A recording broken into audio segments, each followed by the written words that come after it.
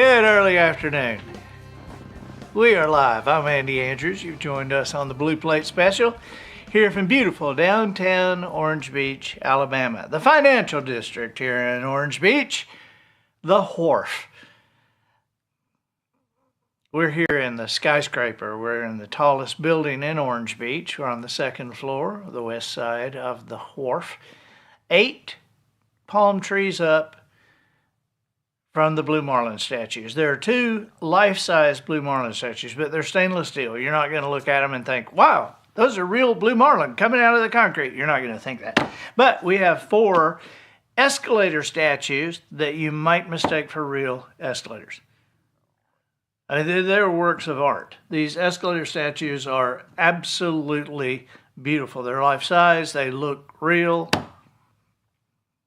And in fact, if you visit us, we suggest that you take a picture of yourself by the escalator statues. Even on the escalator statues, you can crawl all over these statues and post it online that you visited Andy Andrews and Wisdom Harbor and also saw the escalator statues.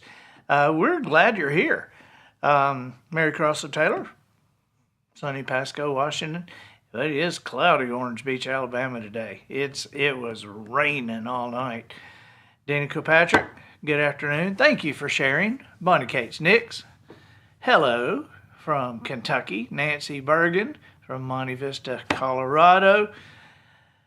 We have a bunch of people here in the studio audience. 4, it's a bunch. Actually, we'll call that a bunch today. Good afternoon to everybody who is coming along here. Hey, look at this. This just came in last week. This is the Little Things in Korean. And it's amazing. I've looked through it. I've read some of it. Let me show you something that I found. Where was this?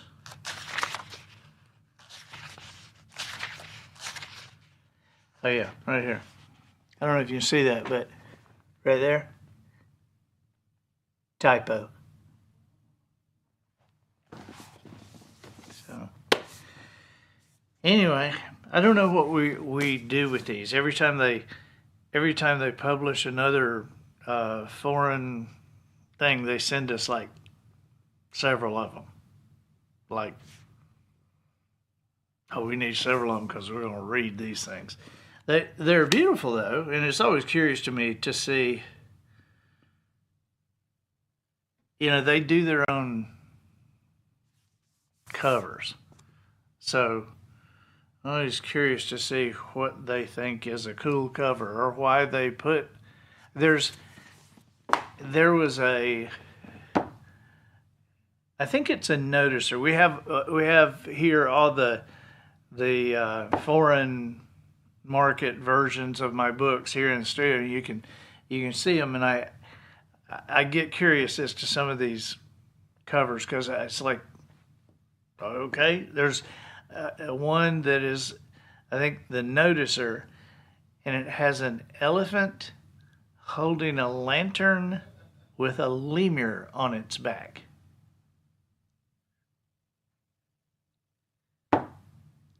I don't know. I don't have any idea, but they're somewhat interesting. The Japanese version of the Traveler's Gift is the Traveler's Gift and the 6 decisions. Do you know why? They left out Harry Truman. They did not put Truman in there. Apparently, Harry Truman is not a big favorite of the Japanese people. But there you go. Sherry Lee Knack from Virginia, Grace Self Diamond. Hey, Heather Olson. Hey, we did have a great Mother's Day. Both boys were home, and you shared this. I appreciate it. In Utah, Ron Reams. Hey, buddy. We're glad to have you back. You hadn't been here in a while. Lena Mato enjoyed Oh, you enjoy speaking at our Serve Pro conventions. I did enjoy speaking at your Serve Pro conventions. And I can't remember. I've done the Serve Pro convention, and I also have done your competition, the Service Master convention. And I think it was at a Service Master convention that I watched another speaker stand up there and go, "It is great to be here with the Serve Pro people." And of course, like 5,000 people were like not happy. But I thought you would be happy. Christy Woods, hello, hello. Peggy Key McDuffie, good afternoon. Good afternoon. We got a good show for you today. It's going to make you mad, which I think that is always the mark of a good show, is something to stir your blood up, get your innards going, make you mad. Matt, the corn is just doing unbelievably. It is. It's looking great. If you're keeping track, we one of our great friends in the universe is Beck's Hybrids and Beck's Seeds in Indiana, and the Beck's family, just an unbelievable business, and so they provide seeds to farmers all over the country, and I was with them not too long ago, and I got a seed. I got my own corn seed, and so when I got back, I was showing everybody. I was like, "Look here, I've got a corn seed," and Matt and Julie and SB and Sonia and Tommy said, "Well, what are you going to do with it?" And I said, "Well, I just brought it to show y'all." And they said, "Well, why don't we plant it?" And I said, "Okay, well, I don't really want to plant it in my yard, but we could plant it in a like a pot here in the studio." So that's what we did. We planted this corn seed in a pot over here in the corner of the studio, and we put a light on it, put a plant light on top of it, hung it from the ceiling, and we also put we were very what do you call, we had high hopes, and so we put a time release camera on it, hoping we could catch it grow. I was actually hoping it would grow, and so it came out of the ground April 1st. Just a little bitty thing, April 1st. And so we got to looking at it and how beautiful our little corn plant was. And we thought, there's plenty of research done on playing music for plants and how they do well playing music. But how much research is there on spoken word? Hey, Cindy Ziegler Opes. How you doing, Cindy? I miss you and your family. Cindy is the proud daughter of Zig Ziglar, one of my heroes. But Cindy, get this. So there was no research done on spoken word. So I have a company that I help businesses with, that I coach the employees, and it's called Creating Measurable Results. If you want to see it, creatingmeasurableresults.com. But we decided at night to have that curriculum spoken to the plant. The light comes on in the daytime and goes off at night, and at night, while Corny, or whatever his name is, while he's sleeping, we pump him full of that curriculum of Creating Measurable Results. And so, how tall is he now, Julie?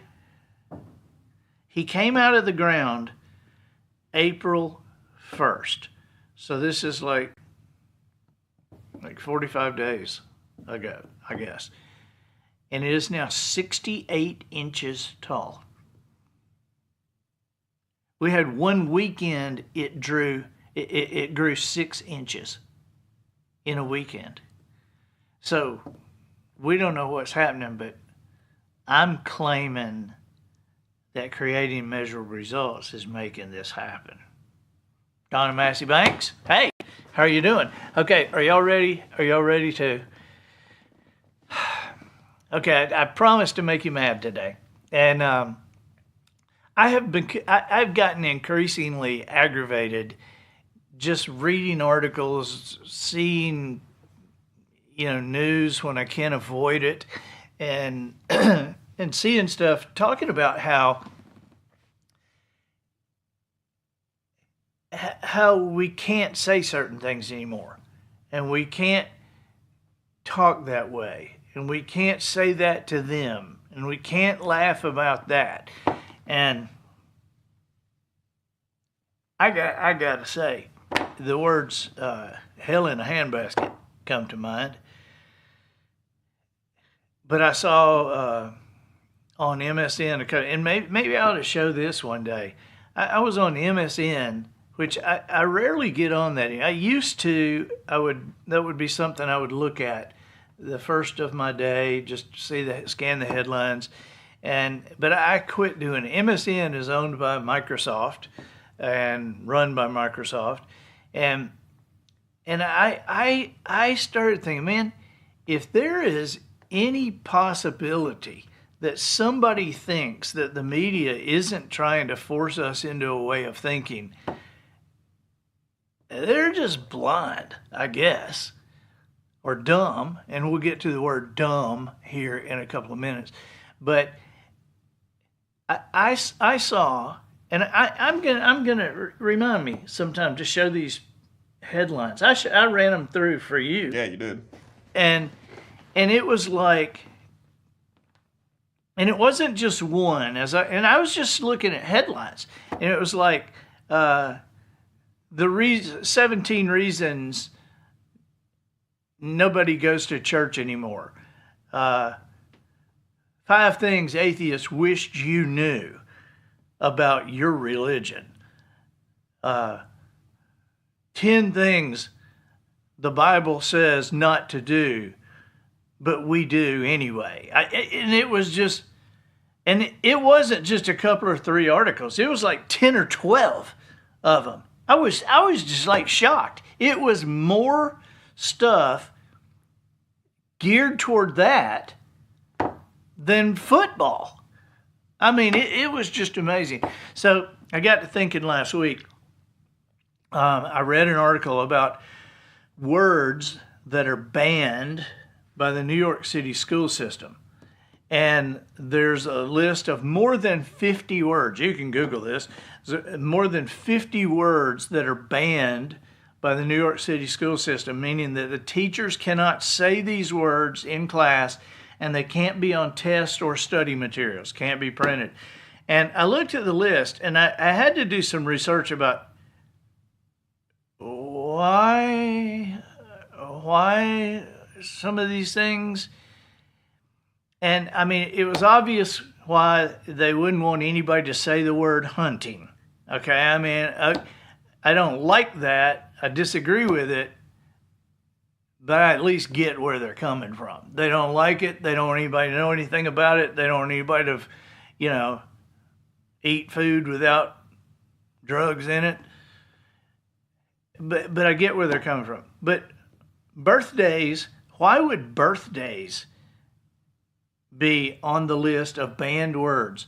And so I went and I dug in and I found out. And the reason is because some religions might not celebrate them. And so we don't want to say happy birthday to the 95, 96, 97% of the kids that have birthdays and celebrate birthdays, because we might offend those 2 kids in that school of 1,000 people that don't have them. And so nobody can say birthday. You can't say happy birthday. You can't bring a birthday card, to your 3rd grade buddy. You can't put a math example with if Johnny had 7 birthdays and Freddie had 9 birthdays. How many birthdays they have together? You can't even do that. You can't do anything about a birthday. You can't mention swimming pools in connection with a home, because some kids, their parents can't afford a swimming pool at home.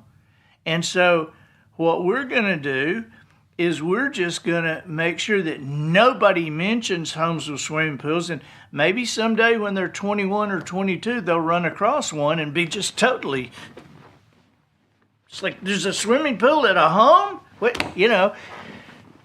So we're just not even going to say this. Terrorism. In a New York City public school, you can't say the word terrorism?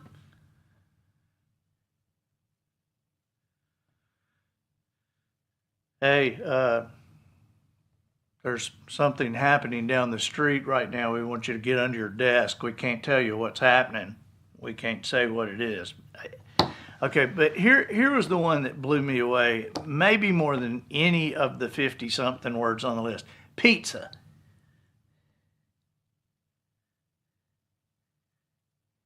Any guesses as to why you can't say pizza in a New York City public school? You can't have a pizza. You can't put it on the desk. You can't mention pizza. When somebody says, what's your favorite food? You can say anything but pizza. You know why you can't say pizza? Because pizzas might have pepperonis on them. And Muslims, pepperoni is a bad food for Muslims. And so to not offend the Muslims, we're just not going to say pizza.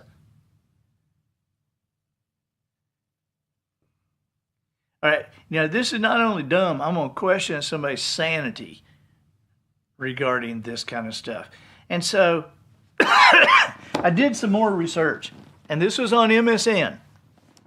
And so I wanted to find out the words that the media, that the social elites, that the university elites are demanding that we no longer say. And I've got the why. Okay? So just tell me what you think about these. Just here we go. We're not to use the word dumb anymore, because dumb is linked to stereotypes about disability, particularly intellectual disabilities. This is insensitive and perpetuates negative views of people with learning differences, and can also make people who are called dumb feel insecure. You know what that is, don't you? Dumb. Yeah, that's right. It's dumb.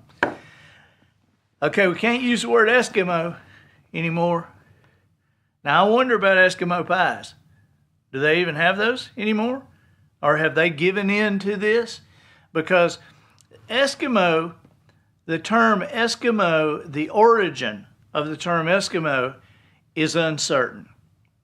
And some theories suggest, now I'm reading their words, some theories suggest it might be derogatory in its original language. Regardless, its meaning is unclear and doesn't reflect the diversity of Inuit culture. Therefore, you should never use the word Eskimo. Now, back that up again, Matt. I want to show you how stupid this is. The people that are declaring we no longer use the word Eskimo, they admit that the origin of the term is uncertain. They don't even know the origin of the term. And some theories, not facts, some theories suggest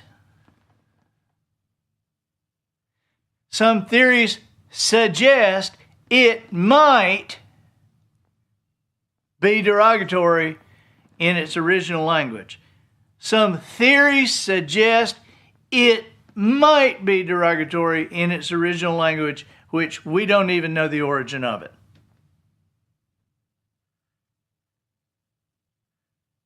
But because the meaning is unclear, we're not to use it.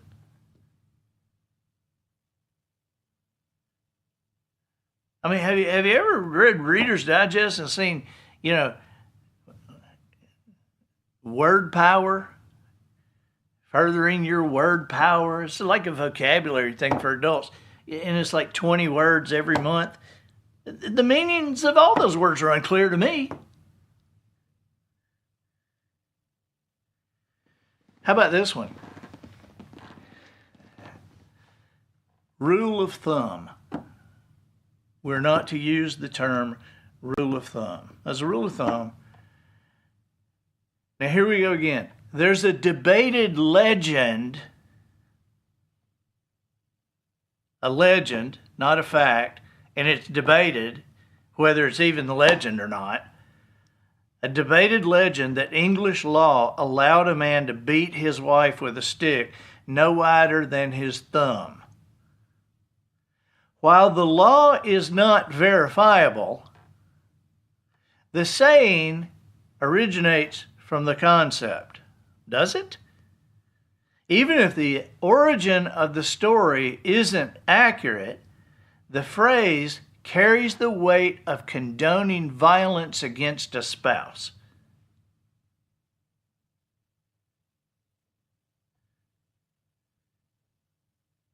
As a rule of thumb, I write my books in, 3 to 4 months.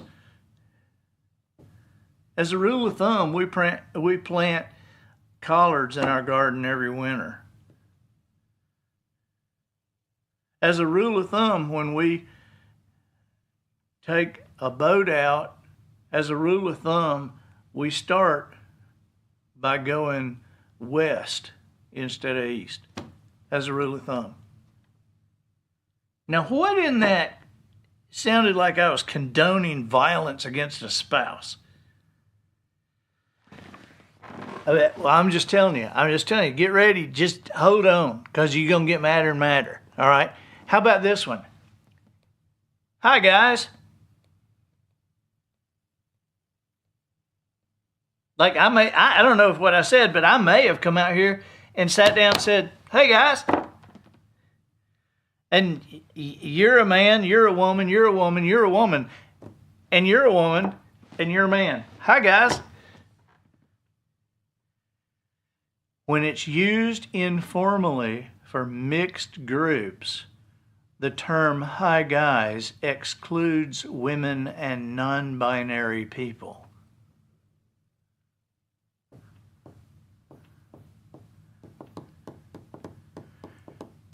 Now see, I know we're all kind of laughing at this, but these people are damn serious. I mean, this is taking over. I mean, how much of a percentage of America can believe this crap? 2%? 3%? 5%? I'm telling you, we have a 50-pound dog being wagged by a 2-pound tail, and we are allowing ourselves to be wagged. All right, sanity. The word sanity. This word reinforces negative stereotypes about mental health by using sanity as a negative term. Mental health struggles are real, and this word is insensitive. The word sanity is insensitive. It gets better. I'm colorblind. The term colorblind is not inclusive. Racism and racial bias are authentic experiences for many people of color. Saying you're colorblind dismisses these experiences and suggests race doesn't play a role in society. I guess I would have to be a lot smarter than I am to figure my way to that conclusion. Todd Rainsberger is one of my best friends. Todd's colorblind. We walk down the street. What color is that house, Todd? Beige. What color is that tree, Todd? Beige. What color is that dog? Beige. Todd's colorblind. How else are you going to say it? But there's not a least racist person in the world than Todd Rainsberger.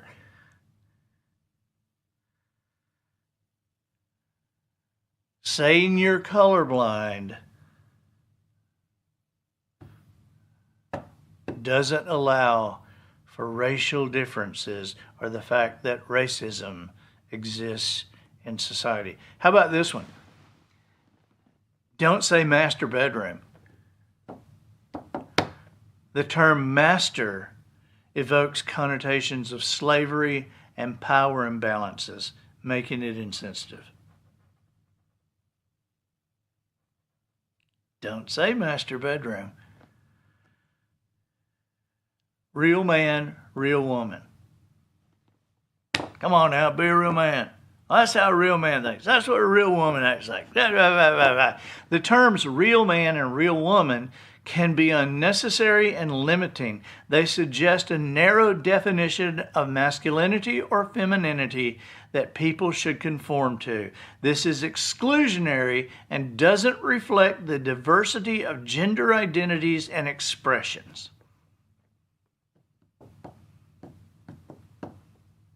How about this? Addict. Don't use the word addict. The term addict or addicted carries a negative stigma. No kidding. The word addict or addicted carries a negative stigma. It can make someone feel judged or ashamed. Focusing on the person and their struggle is more compassionate. Instead of saying he's addicted, or instead of saying I'm an addict, you say he is a person in recovery, or I'm managing a substance abuse disorder. Both are inclusive phrases to use instead of addict or addicted.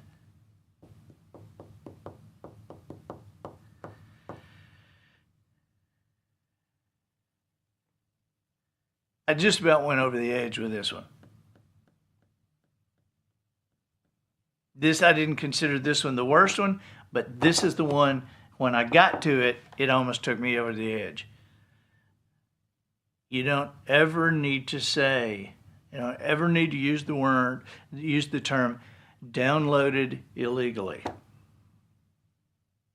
A more nuanced way to describe something downloaded without permission is to say it was an unauthorized copy. Downloaded illegally emphasizes the lack of permission, but it doesn't mention the possibility of what may have been a simple mistake.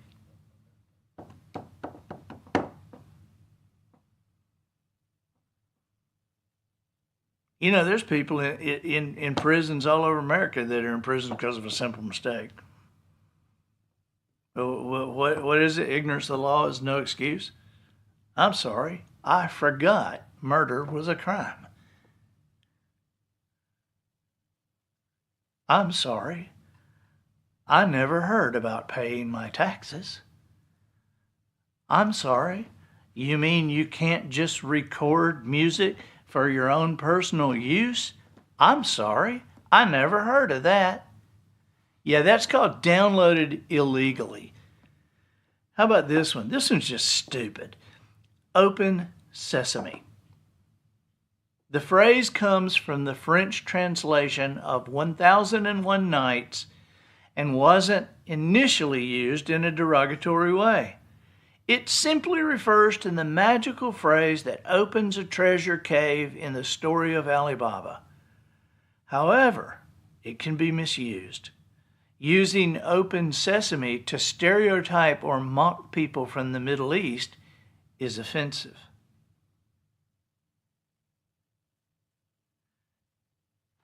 First of all, have you ever seen somebody from the Middle East and you wanted to mock them and the first thing that came to your mind was, open sesame, open sesame. Hey, open sesame. Who even thinks of that?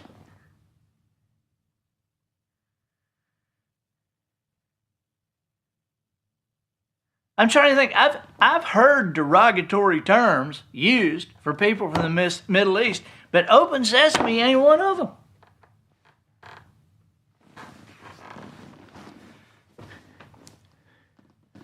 Oh, now close your ears. Close your ears on this one.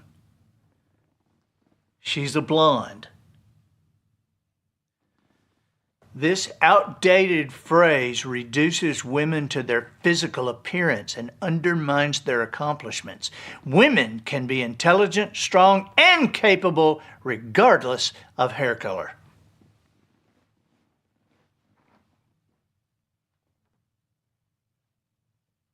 Did you know that? Were you aware of that? That women can be capable and strong regardless of their hair color? Were you aware of that? How about this one? That is so lame. Don't say this, because lame refers to physical disabilities, particularly those affecting walking. Therefore, using the word lame, while familiar, is hurtful to people with disabilities. I disagree. I don't think that's hurtful to people with disabilities. I don't think anybody with a disability ever thought about it. I think that's just lame.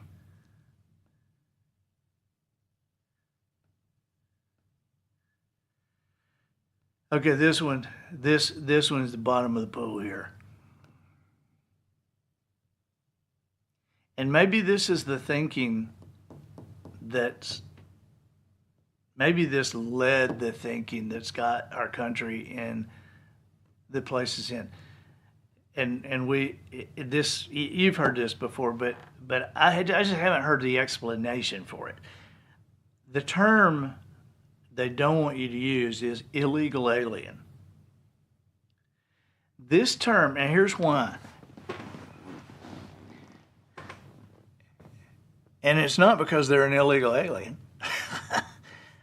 They don't want you to use it because this term prioritizes a person's immigration status over their humanity. The term illegal alien can make people feel unwelcome. What we want to say is undocumented person or someone without legal status. That might be more appropriate. Okay, back that up just a little bit. Back it up just a little bit. A little bit more, right there. The term illegal alien can make people feel unwelcome. Apparently not unwelcome enough. They don't seem to mind.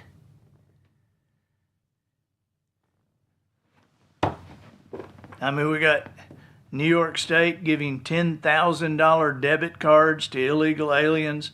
Illegal aliens are demanding free medical care and getting it. They're demanding free education and getting it.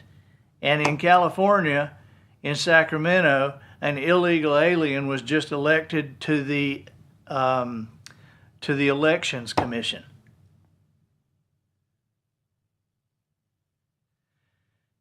You know, no joke.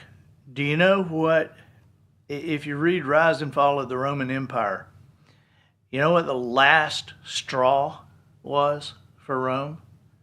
The last straw was when they opened their borders.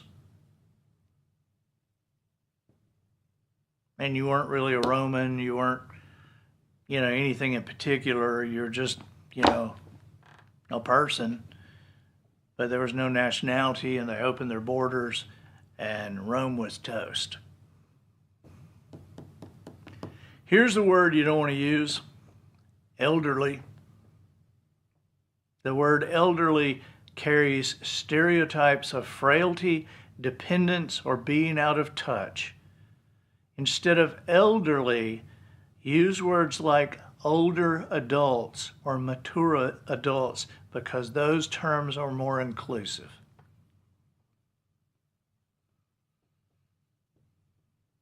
Hysteria. The word hysteria is used to dismiss a wide range of symptoms and perpetrates the stigma of women being overly emotional.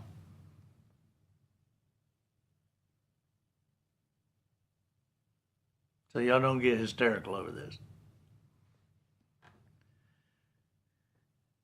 This one, some of this stuff is so freaking crazy to me that I'm tempted to dismiss it too and just make fun of it.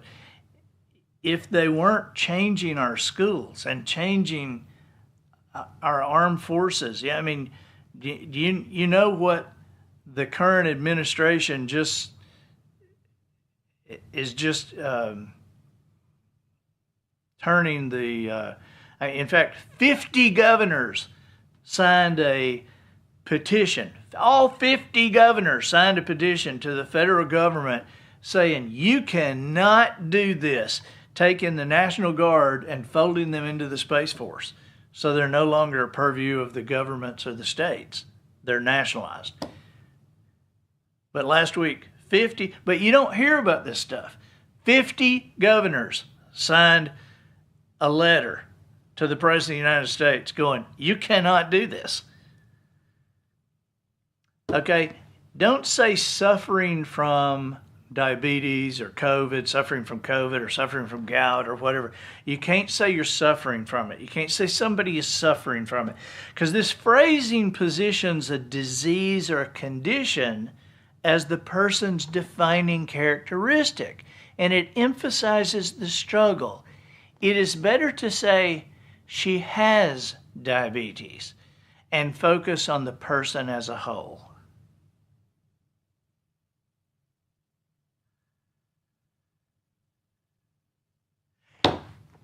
Well, the Diabetes Foundation, they had their national spokesperson saying he suffered from diabetes. Remember that? Hi, I'm Wilford Brimley, a longtime sufferer of diabetes. Now, forget that the spokesperson for the foundation could not even correctly pronounce the disease. Okay, but hi, I'm Wilford Brimley, a longtime sufferer of diabetes. Diabetes.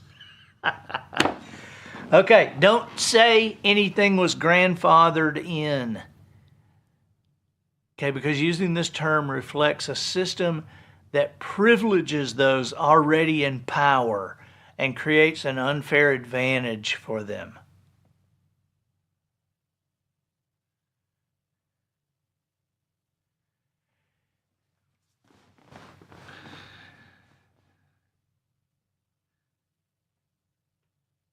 The grandfathered in is about power and privilege. You know, when Polly and I bought our house, part of the reason we bought our house was because of an addition that it had to it that we liked. And 3 years after we moved in, our HOA, in their brilliance, made the addition we have, they said nobody can do that anymore. Nobody can have that anymore. But we were grandfathered in. Now, to this day, I don't think that is a position of power or privilege. It was that particular option on the house that made us buy the house. And so what are you going to do? We buy the house and now you go, you got to tear that off. Really? I mean, now granted, every time there's a storm, there's people in the HOA that are just there lurking around our house, just hoping to God that piece got blown off. Because if it's grandfathered in, it gets blown off, you can't build it back.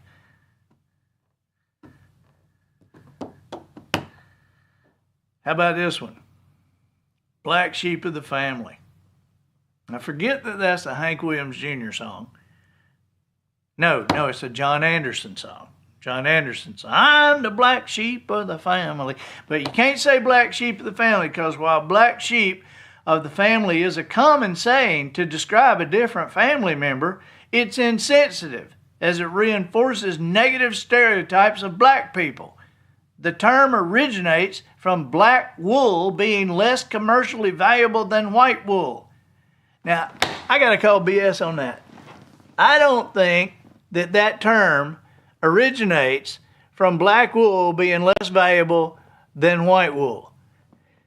I mean, white asparagus cost a different amount than green asparagus. But there's no discriminatory practice in that. Somebody just figured out if you dug it out of the ground before it chlorophylled up, you know, it ain't because it was white. Broccoli costs more than bananas. Should you not say anything about that because bananas are yellow and bananas come from Madagascar, which is the continent near China? I mean, this is insane. I mean, that black wool is less commercially viable than white wool, I actually doubt that. I doubt that because there's way more white wool than there is black wool. So I'll bet you anything black wool costs more than white wool.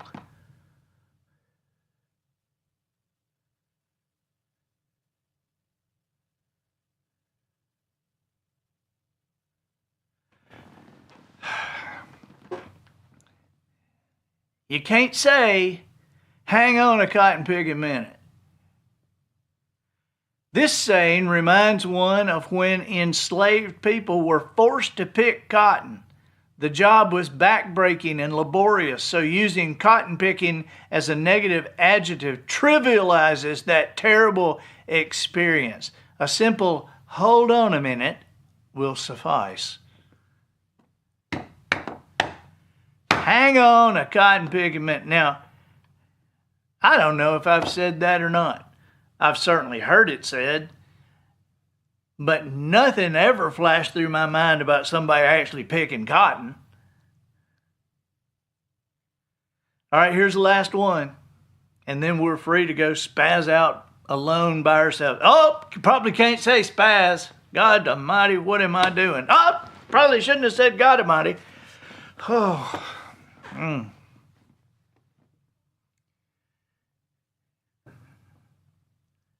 A blind spot. Don't use the term a blind spot. Man, that car's right in my blind spot.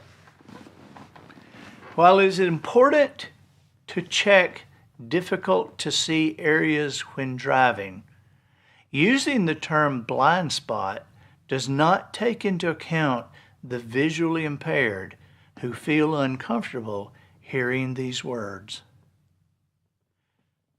Now I gotta say, do you know any blind people? Do you know any? Okay, I got one of my best friends is blind, Gordon Moat. And I'll call him if you want me to. I'll call him if you want me to, but I can tell you without calling him, he ain't uncomfortable hearing those words. Number one, he knows he's blind. He knows it. He actually knows it. He's aware. And you know, you talk to Gordon, I'll call Gordon up and I'll say, Gordon, what are you doing? I'm watching an Alabama game on TV. Now, I notice that he says that, but I don't think he notices it.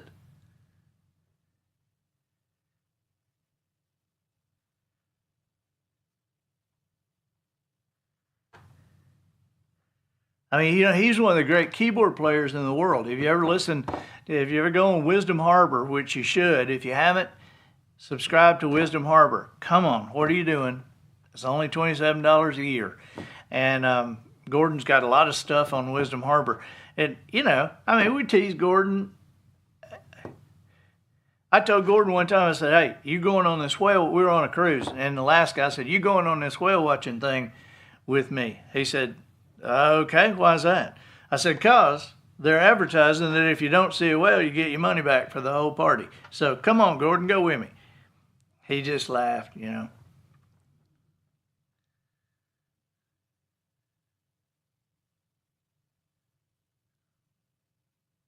He's not uncomfortable.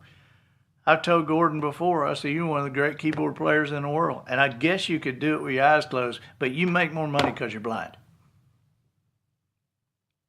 You're more of there's tons of great keyboard players in the world.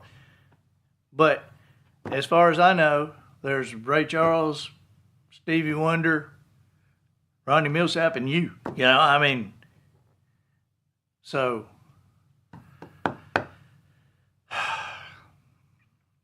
well, I don't know if there is a point to this today other than just to get it out of my system and to put it in your system. Probably shouldn't say system, because system reminds people of digestive issues, and it's not nice to say in common society. And probably shouldn't say society, because there's not just one society, there's many societies, and if we don't honor all societies, what are we doing? And probably shouldn't use the word doing, because some people are not doing anything, and we don't want to make them feel bad about that, do we? I probably shouldn't say do we, because by saying do we, I know I'm assuming that you and I are a we, and we could obviously be on different poles, and saying we doesn't account for the diversity that might need to exist between us. So I shouldn't say us either, for the same reason I shouldn't say we. And I probably shouldn't say shouldn't, because is there anything that I should say that you shouldn't do? I mean, after all, aren't you just living your truth? And whatever your truth is what you say it is. And if you talk to trees and you say that water hears us, who am I to disagree? So I urge you to go. If you feel that way, I urge you to go. And I don't mean just today or just because we're about to sign off. I mean, just go. Just truly go. And the rest of us will be back on Thursday. But you're going to go. See you Thursday. Bye-bye.